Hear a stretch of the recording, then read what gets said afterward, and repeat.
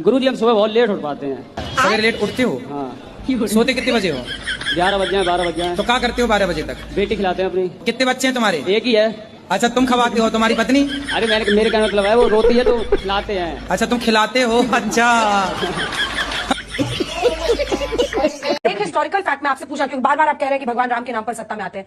BJP कब आई भगवान राम के नाम पर सत्ता में? यही तो कहते थे। देखिए इन्होंने क्या कहा कि हमको मतलब नहीं आई ना। नहीं आपने देखा नहीं 90 के दशक में क्या कहते थे? कहते थे 90 सुन लीजिए 90 के दशक में कहते थे कि मंदिर का निर्माण करना है, सत्ता दे दीजिए। सत्ता आई तो इन्होंने कहा गठबंधन की मजबूरियां। सुनिएगा आडवाणी जी के भाषण को। उन्होंने कहा पूर्ण बहुमत होगा तो मंदिर दे देंगे। पूर्ण बहुमत हुआ तो भी राम जी से दगा। देश के लोगों को एक गंभीर बात कहना चाहता हूं, ये जितने भी आंदोलन कहते हैं हम गैर राजनीतिक हैं, सबका उद्देश्य सत्ता प्राप्ति होता है। केजरीवाल जी का आंदोलन देख लीजिए, वीपी सिंह का आंदोलन देख लीजिए, और अभी पहलवानों वाला आंदोलन। इस नियम से राम मंदिर, मगर अब बता रहा हूं, राम मंदिर एकमात्र आंदोलन था जिसमें कोई भी व्यक्ति जो राम मंदिर आंदोलन का नेतृत्व कर रहा था, अशोक सिंघल जी, महंत रामचंद्र परमहंस दास जी और महंत नृत्य गोपाल दास जी, किसी भी व्यक्ति ने न कभी विधायक का चुनाव लड़ा न लोकसभा का। हाँ, आप कहते हैं अडवाणी जी वो पहले से सांसद थे, उमा भारती जी पहले सांसद थे। हमने कहा था मार्ग प्रशस्त करेंगे और हमने मार्ग प्रशस्त किया था। 91 में बोलियां चली, हम सत्ता में आए थे और जब ढांचा गिरने के बाद का चुनाव था, अगर किसी को नहीं याद हो तो जाके चेक कर ले, हमने सिर्फ एक बात कही थी, जो कहा सो किया।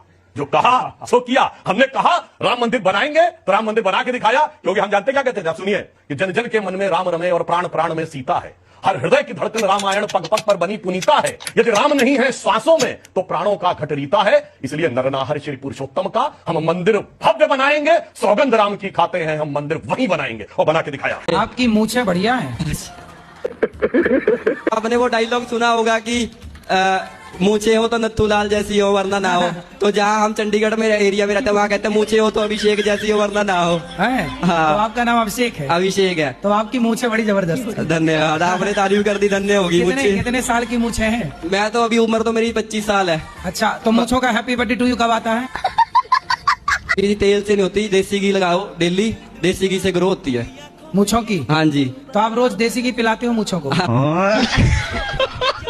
किसी से प्रेम करने की कोई विधि नहीं होती, परंतु पूजा करने की तो कई विधियां हैं।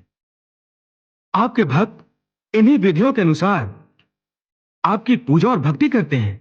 हे अर्जुन, पूजा मन की साधना होती है और मन की साधना का विधि से क्या लेना देना।